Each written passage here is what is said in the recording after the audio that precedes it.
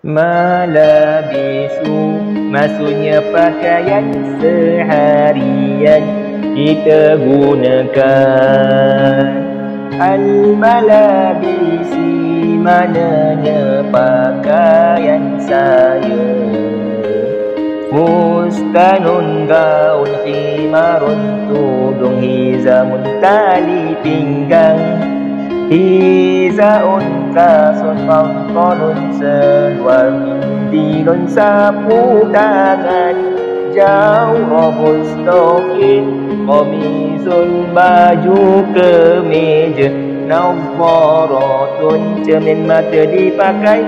Qalan suatun songkok di kepala. Malabisu maksudnya pakaian seharian kita gunakan.